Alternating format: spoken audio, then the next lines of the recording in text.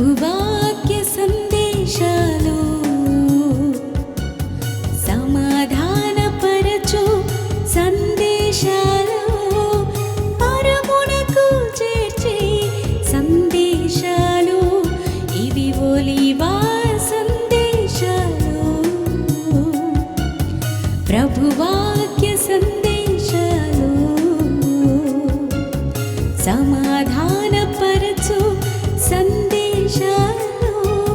పరమునకు చేర్చే సందేశాలు ఇవి ఒలీవా సందేశాలు. సర్వోన్నతుడా, సర్వశక్తి గల దేవా, మిక్కిలి ప్రేమ గల తండ్రి, మీకు వేలాది వందనములు, స్తుతులు, స్తోత్రాలు ప్రభువా. నాయనా, మరొక్క రోజు మా జీవితంలో మీరు అనుగ్రహించినందుకు మీకు వందనాలయా, స్తుతులు, స్తోత్రాలు ప్రభువా. నీ దాసుడిగా మీరు సెలవిచ్చిన ప్రకారము నీ బిడ్డలను ప్రభువా, సంఘ కాపరులను, సువార్తకులను ఆయా స్థలముల నుంచి, ఆయా గ్రామాల నుంచి, ఆయా కుటుంబ సభ్యుల నుంచి పిలిచి ఉండగా ప్రభువా ఒలీవా ప్రార్థన శిబిరానికి వచ్చారు ప్రభువా. నీ మాటలు వినటానికి వచ్చారు, నిన్ను స్తుతించటానికి వచ్చారు, నిన్ను ఘనపరచడానికి వచ్చారు, ప్రార్థించటానికి వచ్చారు ప్రభువా. దేవానికి వందనాలు, స్తుతులు, స్తోత్ర. నువ్వు పిలవగా నీ దాసుని సెలవియవగా వచ్చిన ఈ బిడ్డల గృహాల చుట్టూ మీకు కంచె వేయండి ప్రభువా. కుటుంబాల చుట్టూ మీకు కంచె వేయండి. మీ దూతలను కావలిగా ఉంచండి. సంఘాల చుట్టూ మీకు కంచె వేయండి. గ్రామాల చుట్టూ మీకు కంచె వేయండి.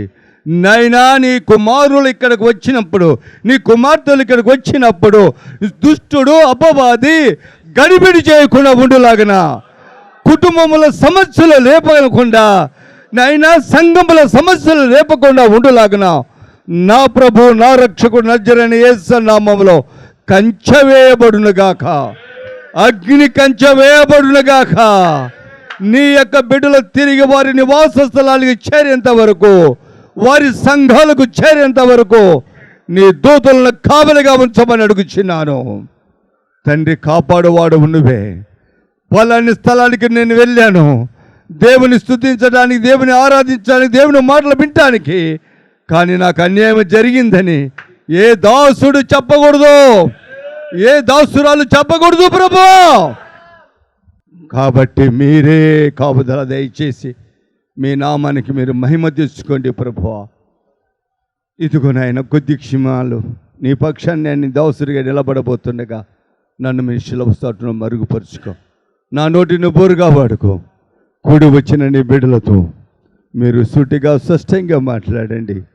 మీరు మాట్లాడితే మేము బ్రతుకుతాం, మీరు మాట్లాడితే మేము బలపరచబడతాం, మీరు మాట్లాడితే మేము పరిశుద్ధాత్మ వరమును పొందుకుంటాం, మీరు మాట్లాడితే మాకు శక్తి వస్తుంది. కాబట్టి ప్రభువా, నీ ప్రజలకు మేలు జరుగుతుంది, సమాజానికి మేలు జరుగుతుంది, నీ రాజ్య స్థాపన కొరకు ఆత్మలు రక్షిస్తాము ప్రభువా. మాకు సహాయం చేయి, మాతో సూటిగా స్పష్టంగా మాట్లాడమని మా ప్రభు ప్రియ కుమారుడైన యేసుక్రీస్తు శ్రేష్టమైన నామములో అడిగి వేడుకొంచున్నాను పరమ తండ్రి. ఆమేన్, ఆమేన్. పరిశుద్ధ గ్రంథములో నుంచి అపోస్తల కార్యాలు 16వ అధ్యాయం 6-7 వచనాలు చదివి సహకరించవలసిందిగా దేవుని పేట మనవి చేస్తున్నాను. ఆసియాలో వాక్యము చెప్పకూడదని పరిశుద్ధాత్మ వారిని ఆటంకపరిచినందున వారు సుప్రియా, గల్తియా ప్రదేశముల ద్వారా వెళ్ళిరి. లూసియా దగ్గరికి వచ్చి మీసియాకు వెళ్ళుటకు యేసు యొక్క ఆత్మ వారిని వెళ్ళనీయలేదు.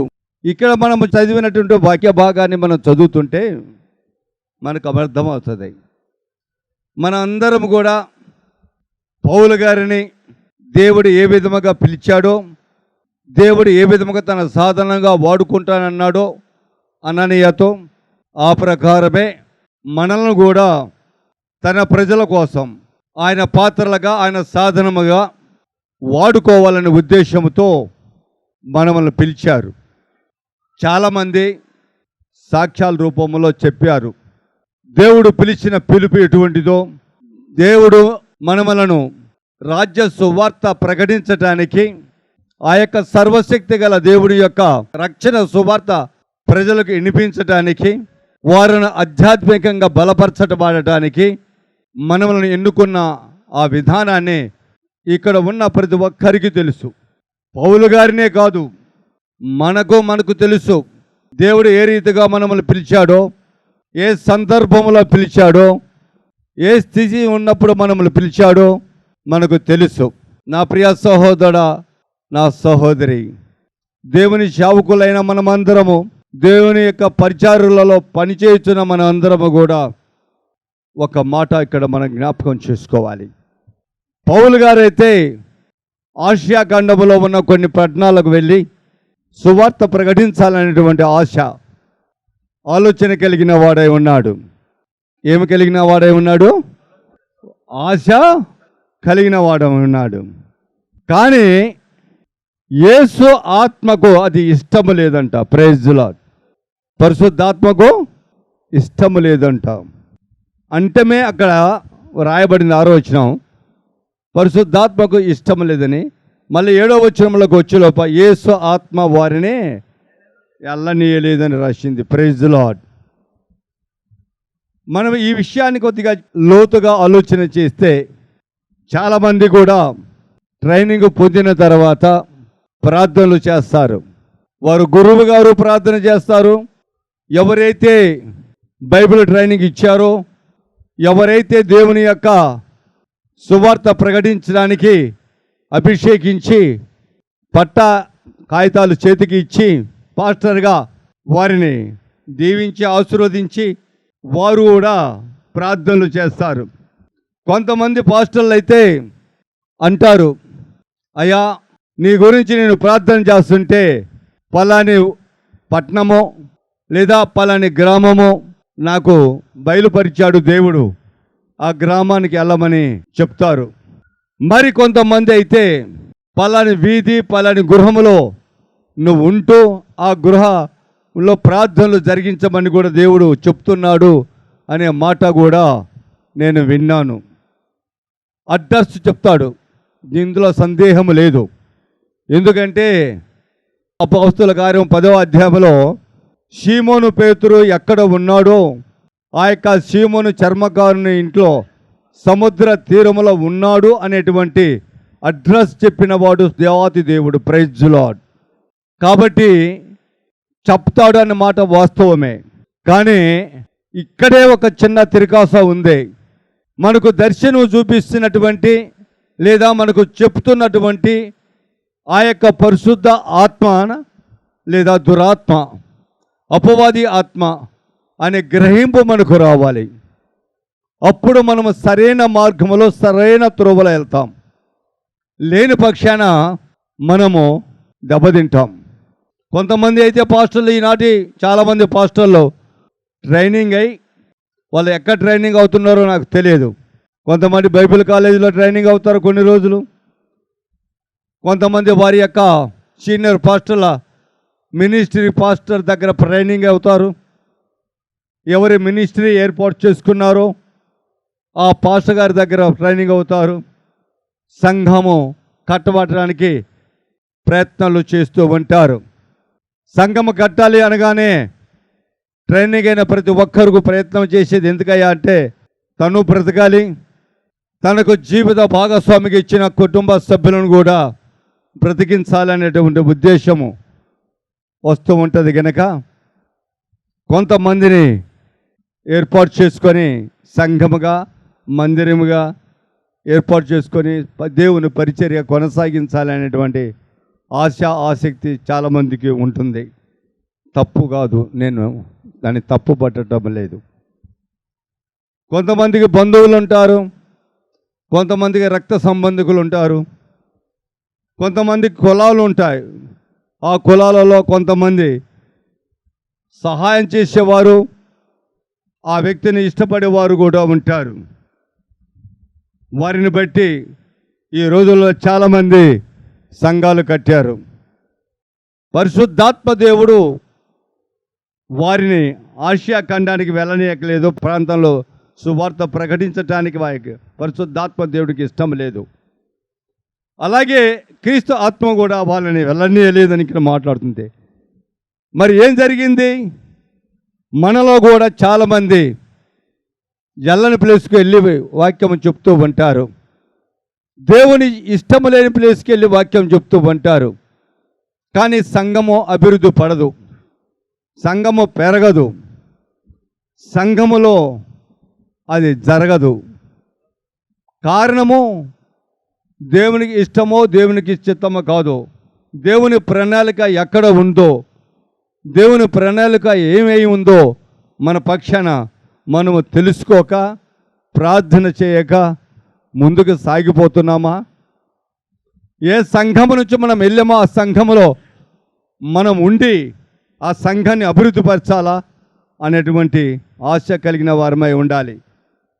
ఒక పాస్టర్కి 2 కొడుకులైతే ఆ పాస్టర్ 2 కొడుకులను ట్రైనింగ్ పంపించి ముందే ఏర్పాటు చేస్తారు. ఏ గ్రామంలో కొడుకులు రాగానే ఏ గ్రామంలో సంఘాన్ని కట్టాలో అప్పుడే వాళ్ళ పెద్దలతో, ఆ గ్రామస్తులు విశ్వాసులతో మాట్లాడి, నా పెద్ద కొడుకు రాగానే ఇక్కడ మీకు ఆయన వాక్యోపదేశం చేస్తాడు, ఇక్కడ వాళ్ళకి సంఘం ఏర్పాటు చేయాలి.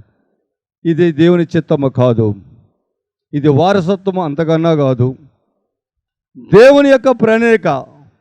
పౌలు గారిని ఒక మాట అంటున్నాడు చూడండి, 9-10 వచనాల ప్రకారం మనం చదువు ఉంటే కానీ అక్కడ ఒక చక్కటి మాట అంటున్నాడు. ఆ యొక్క త్రో అనే గ్రామంలో ఆ యొక్క రాత్రికాల సమయంలో వారు నిద్రించుచుండగా ఆ యొక్క పౌలు దగ్గర ఒక వ్యక్తి నిలుచొని, నువ్వు మాసిదోనియాకు వచ్చి మాకు సహాయము చేయము, తనను వేడుకొనుచున్నట్లు రాత్రి వేళ పౌలునకు దర్శనము కలిగిన. ఏ వేళ కలిగింది? రాత్రి వేళ. Praise lord. స్వప్నము అంటారు, కళ, దర్శనము. Praise lord. కలగా అన్నాడు. రాత్రి పూట ఒక దర్శనం ఇచ్చాడు దేవుడు, మాట్లాడాడు, ఒక మనిషి రూపములో మాట్లాడాడు. నువ్వు మాసిదోనికి వచ్చి మాకు సహాయం చేయి. ఒక పాస్టర్ ఎటువంటి సహాయం చేస్తాడు? వాక్యము చెప్పి ఆధ్యాత్మికంగా మనిషిని బలపరిచేటువంటి సహాయం చేయగలడు, కానీ ధన సహాయం చేయలేడు, ఆర్థికంగా మనల్ని బలపరచలేడు. Praise lord. సహాయం అంటే ఇది. చెడిపోయిన సమాజాన్ని బాగు చేసే సహాయము, నశించిపోతున్న ఆత్మలను బాగు చేసి నిలబెట్టగలిగిన సహాయము. మాసిదోనియ సంఘములో సువార్త లేదు. ఆ యొక్క రోమ ప్రభుత్వం వారు సువార్త ప్రకటించడానికి వీలు లేదని ఒక చట్టము ఏర్పాటు చేసి వచ్చిన వారిని బంధిస్తున్నారు. కాబట్టి ఎట్టి పరిస్థితుల్లో నశించిపోతున్న ఆ యొక్క ప్రజలను రక్షించడానికి మీరు మాసిదోనికి వచ్చి మాకు సువార్త ప్రకటించి దేవుని గురించి వివరించి మా ప్రజలను రక్షించమని సహాయం అడుగుతున్నాడట ఆ యొక్క వ్యక్తి. దేవుని నామానికి మహిమ కలుగునుగాక. ఒక వ్యక్తి అడుగుతున్నాడా లేకుంటే పరిశుద్ధాత్మ దేవుడు అడుగుతున్నాడా?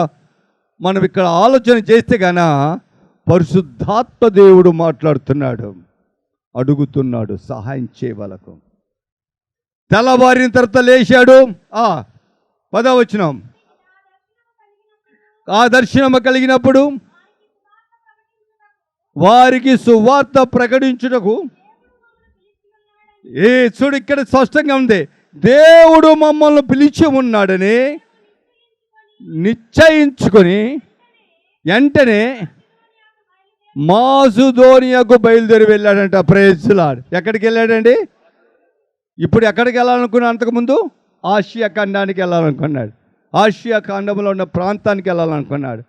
అక్కడ సువార్త ప్రకటించాలనుకున్నాడు. కానీ యేసు ఆత్మ వాళ్ళని ఆపింది వెళ్ళకుండా.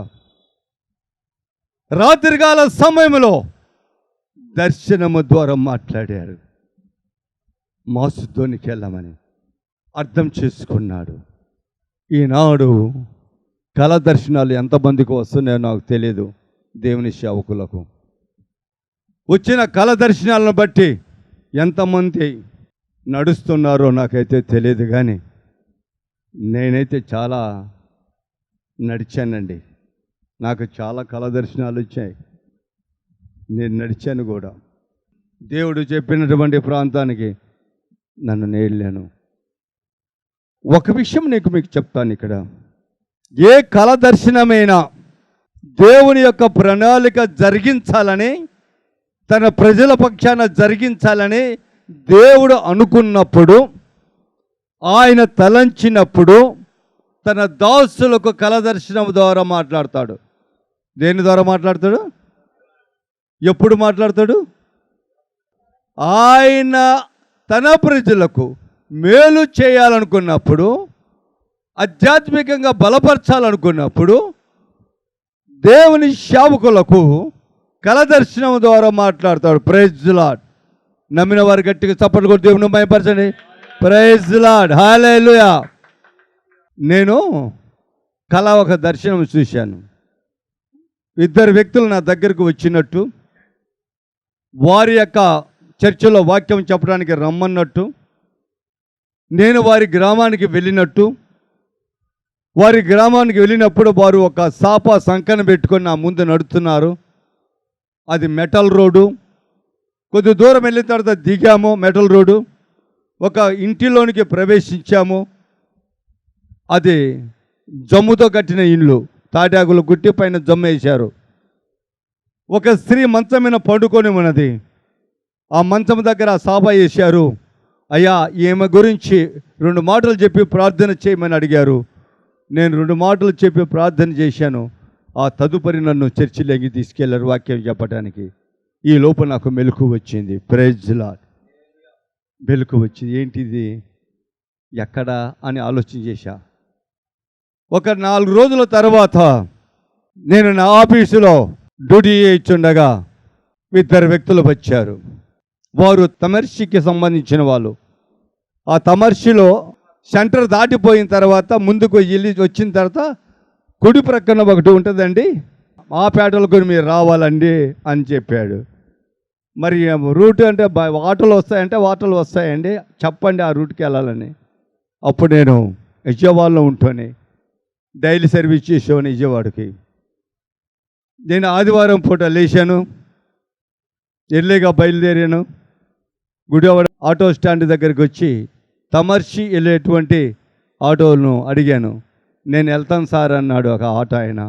నేను ఎక్కి కూర్చున్నాను. అక్కడికి వెళ్ళాను. నేను కళ దర్శనంలో ఏమి చూశానో అదే ప్రకారం వారు ఇరువురు కూడా నిల్చొని ఉన్నారు. ఆటో దిగాను. Praise the Lord. దిగగానే వాళ్ళిద్దరూ కూడా ఒక ఇంట్లోకి వెళ్ళి ఒక సాప తీసుకొని సంకలు పెట్టుకున్నారు. ముగ్గురం నడుచుకుంటూ వెళ్తున్నాం మెటల్ రోడ్లో. కొద్ది దూరం వెళ్ళాము. ఆ తర్వాత వాళ్ళు రోడ్డు దిగారు. అయ్యగారు జాగ్రత్త కావాలి అని నెమ్మదిగా దిగుతున్నా. ఆ గృహానిలోనికి నేను ప్రవేశించి ఏదైతే కళలో నేను చూశానో ఆ యొక్క దర్శనం నేను చెప్తున్నాను. అక్కడికి వెళ్ళారు. నేను ఏమి చూశానో అదే ప్రకారం వాళ్ళు సాప వేశారు ఆ మంచం దగ్గర. అయ్యా 2 మాటలు చెప్పి ప్రార్థన చేయి అన్నాడు. నేను 2 మాటలు చెప్పి ప్రార్థన చేశాను. తర్వాత వాళ్ళు నన్ను చర్చిలోకి తీసుకెళ్ళారు. చర్చిలో వాక్యం చెప్పాను. ఆ రోజు ఆదివారం తిరిగి వచ్చేసా. నా ప్రియ సహోదరి సహోదరా, ఒక వారం తర్వాత మరల వాళ్ళు ఆఫీస్కి వచ్చారు. ఏంటయ్య గారు బాగున్నారా అన్నారు. బాగున్నాయి. ఎలా ఉన్నా, మీ వాక్యం చాలా బాగుందన్నారండి. అంటే మంచి, చాలా వందనాలే. అంతే కదా గారు, మీకు మంచి వార్త చెప్పడానికి వచ్చామని. చెప్పండి అన్న. ఏ స్త్రీని గురించి మీరు ప్రార్థన చేశారో ఆ స్త్రీ అప్పటి వరకు లెగలేని పరిస్థితి, తాను చేసుకోలేని స్థితిలో ఉన్నది. మీరు ప్రార్థన చేసిన తర్వాత ఆ కుమార్తె తనకు తాను లేచి తన పని తను చేసుకుంటూ తన ఇంట్లో తను తిరుగుతుందండి అని సంతోషకరమైన వార్త చెప్పింది. చప్పగుడిలో దేవుని మర్చిపోయి. Praise the Lord. హల్లెలూయా.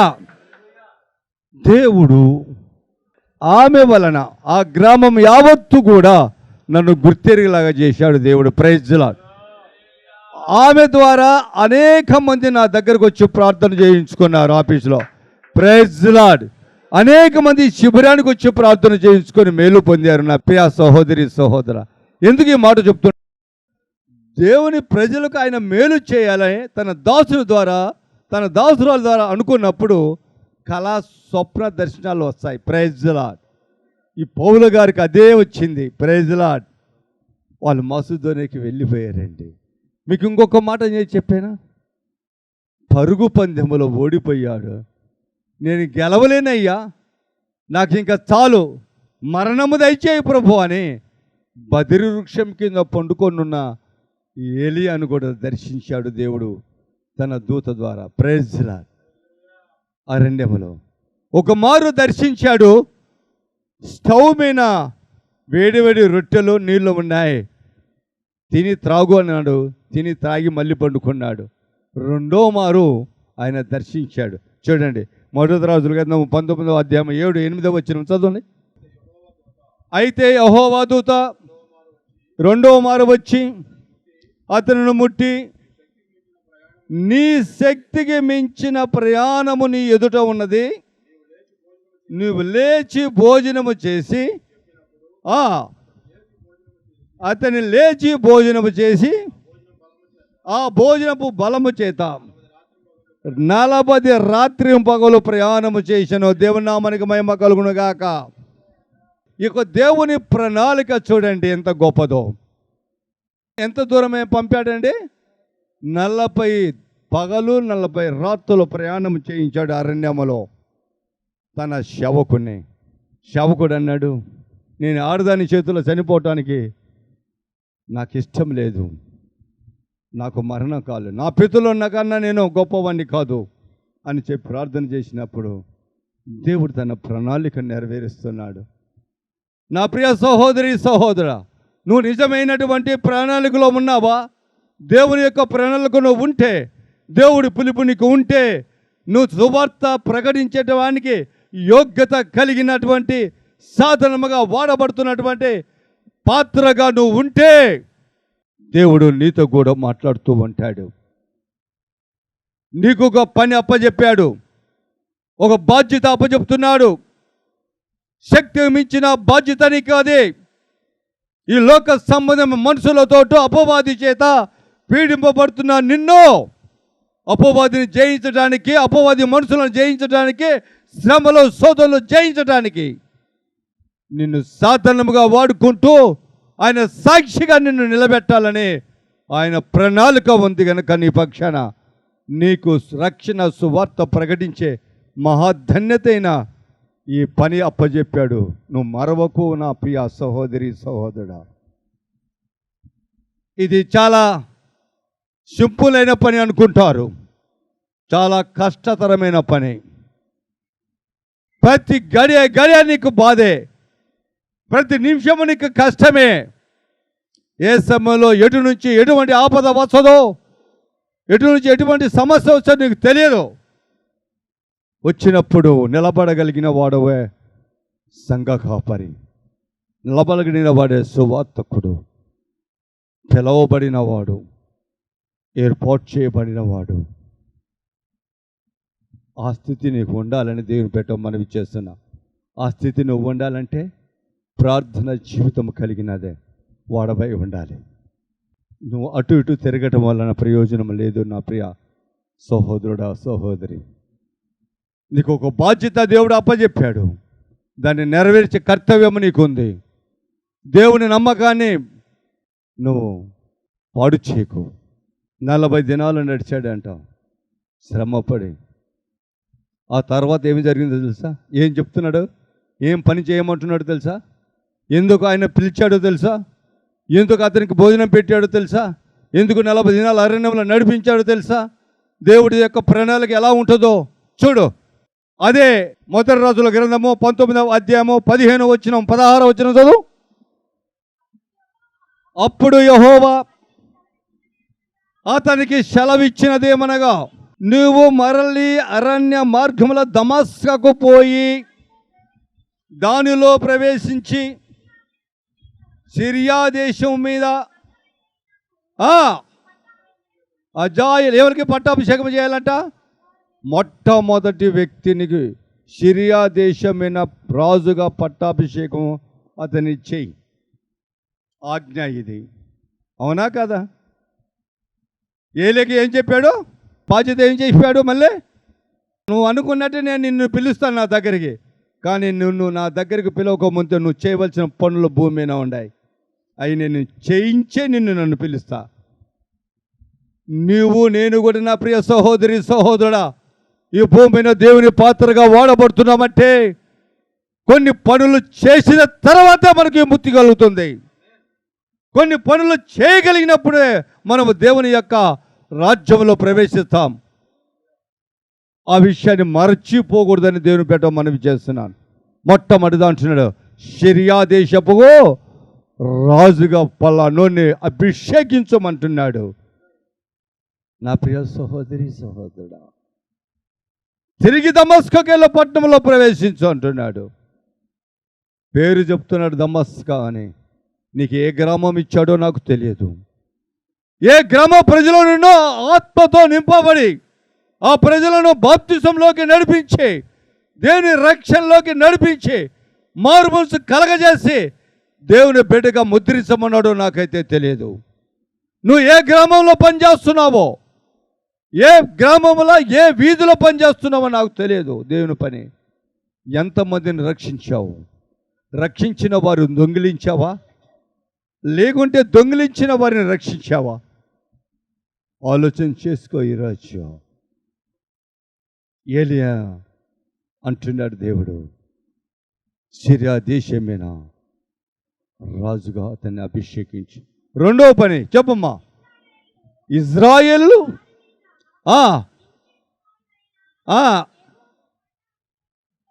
మళ్ళీ ఏమంటున్నాడు? ఇజ్రాయేలు ప్రజల మీద రాజుకు మరొక్కరిని పట్టాభిషేకం. ఒకరి తర్వాత ఒకరిని పట్టాభిషేకాలు చేయాలి రాజులుగా. నా ప్రియ సహోదరి సహోదరుడా, నీ తర్వాత లేదా నువ్వు ఉండగానే నీ సంఘానికి అసిస్టెంట్ పాస్టర్ని ఎవరైనా నియమించావా? లేక నీ చేతి కింద అసిస్టెంట్ పాస్టర్ ఎవరైనా ఉన్నారా?